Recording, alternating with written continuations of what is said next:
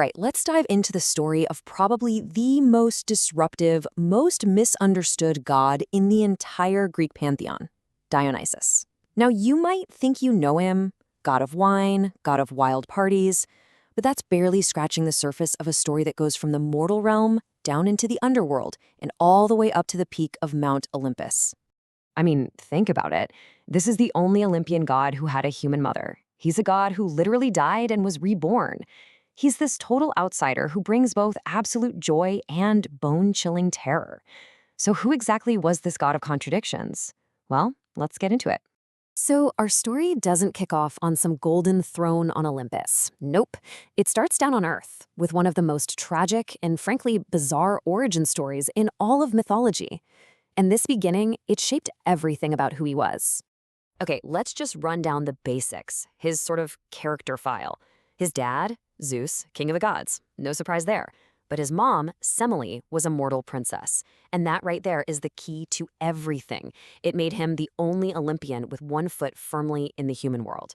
He's the god of wine, sure, but also of festivity, madness, and even theater. And his symbols tell his story, right? The Thyrsus staff, the grapevine, the wild leopard, and of course, the masks for the stage. You probably also know him by his Roman name, Bacchus. And this is where the story just gets wild, fast. Zeus's wife, the famously jealous Hera, she finds out about the affair. So she disguises herself as an old woman, goes to Semele, and plants this little seed of doubt. She convinces the princess to ask Zeus for just one little thing, to see him in all his divine glory. Zeus, who had made a vow to grant her anything, had no choice. He reveals his true form, and poof, the raw power of his thunder and lightning just incinerates her. But in this desperate move, Zeus grabs his unborn son from the flames and does something absolutely unheard of. He stitches the baby into his own thigh to finish growing.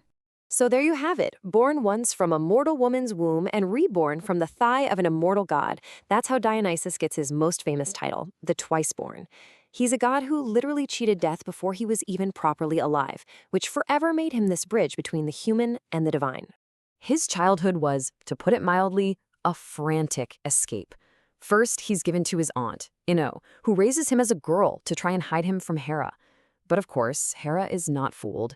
She drives Ino and her husband insane, so to save him this time, Zeus turns Dionysus into a young goat and has him spirited away to be raised by nymphs on a remote mountain. But even there, he was never, ever safe. Hera's eyes were always watching. So after he comes of age, Dionysus starts to wander the earth. And as he travels, we really start to see the two sides of his power, a power that could bring you unbelievable joy or utter ruin. It's during these wanderings that he discovers the grapevine and figures out its incredible, intoxicating secret. And he doesn't hoard this knowledge for himself, he shares it. He teaches mortals how to make wine, and in doing so, gives them a gift that would change human culture forever. You have to understand, for the Greeks, this wasn't just about having a party. Wine was seen as a kind of divine medicine. It was this sacred thing that could free you from all your worries, ease your pain, and spark incredible creativity. It was a gift for the soul. But here's the catch. Dionysus's gift was a total double-edged sword. On the one hand, yes, it brings joy, celebration, inspiration. But on the other hand, it can unleash madness, a complete loss of control, chaos, and even brutal violence. And this duality, that wasn't a flaw in the system. That was the whole point. Dionysus is that thin, blurry line between civilization and chaos. And this is where things can take a really dark turn. Because Dionysus was this new, outsider god, he had to fight for respect. He demanded recognition. And for anyone who refused to worship him or denied his power, well, they learned their lesson, and they learned it the hard way. I mean, the myths are just full of these terrifying cautionary tales. There's King Lycurgus, who was driven insane for trying to chase off the god's followers. There are the three princesses who decided to stay home and weave instead of joining his party. They were turned into bats. But the most horrifying story of all is his own cousin, King Pentheus. He outlawed the worship of Dionysus and then tried to spy on the secret rituals. For that, Dionysus drove the women of the city, including the king's own mother, into a frenzy. They mistook him for a wild animal and tore him limb from limb. So what exactly were these secret rites that Pentheus was spying on? See, Dionysus wasn't worshipped in big fancy temples like Zeus or Apollo. You found his followers out in the mountains, in the forests, in rituals that were deeply personal, ecstatic, and for the time, totally revolutionary. The whole goal of these rituals was to achieve a state the Greeks called ecstasies. It literally means to stand outside oneself. Through wild dancing, hypnotic music, and wine, his followers tried to break free of who they were, to shed their social roles, let go of their rational minds, and just for a moment, become one with the god himself. Now, here's what made this cult so radical.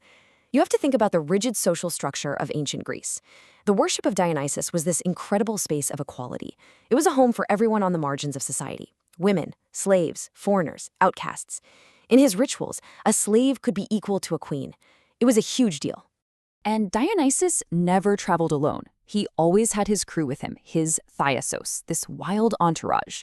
You had the Maenads, his frenzied female followers leading the rituals. You had the satyrs, those half-man, half-goat guys who are all about primal nature and having a good time. And then you had his old tutor, Solinus, who was almost always drunk but somehow still full of profound wisdom. So after wandering the entire known world and building his following, the outsider god finally sets his eyes on the ultimate prize, his birthright, a permanent home on Mount Olympus.